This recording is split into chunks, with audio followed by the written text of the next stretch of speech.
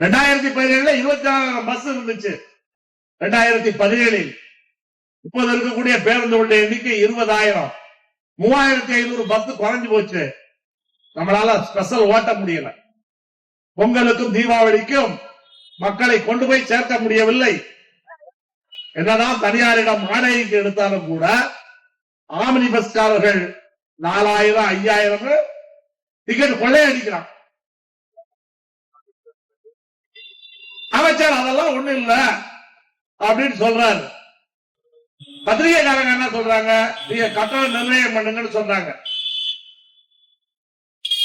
என்ற கூட ஒரு பேட்டியில் கேட்டார்கள், ஏங்க ஆம்னி பஸ் கட்டணம் நிர்ணயம் பண்ணுவதிலே என்ன பிரச்சனை என்று கேட்டார்கள். ஆம்னி பஸ் அது கான்ட்ராக்ட் கேரேஜ் வண்டி, நாம் ஓட்டுவது ஸ்டேஜ் கேரேஜ். ஸ்டேஜ் கேரேஜ் சொன்னால்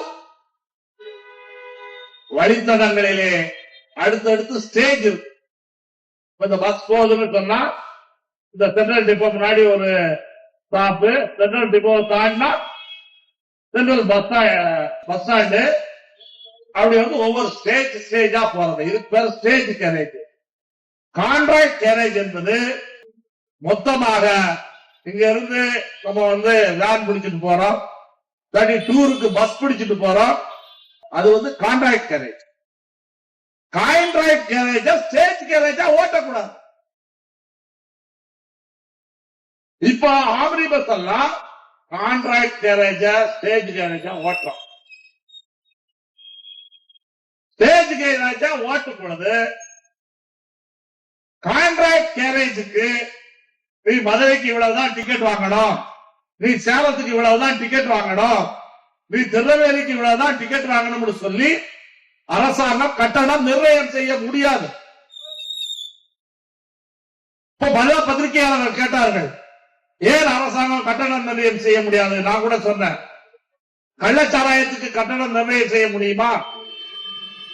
கள்ளச்சாராயம் நல்லது தானே, கள்ளச்சாராயத்துக்கு வேணா கட்டணம் நிர்ணயம் செய்யட்டும். கான்ட்ராக்ட் கேரேஜ் ஸ்டேஜ் கேரேஜா ஓட்டுறதே தப்பு. ஆம்னி பஸ் ஓட்டலை. ஆம்னி பஸ் இன்றைக்கு இவ்வளவு பிரச்சனைக்கு காரணமே இந்த அரசாங்கத்தினுடைய கையால் ஆகாத தினம். இந்த அரசாங்கம் அரசு பேருந்துகளுடைய எண்ணிக்கையை குறைச்சதுதான்.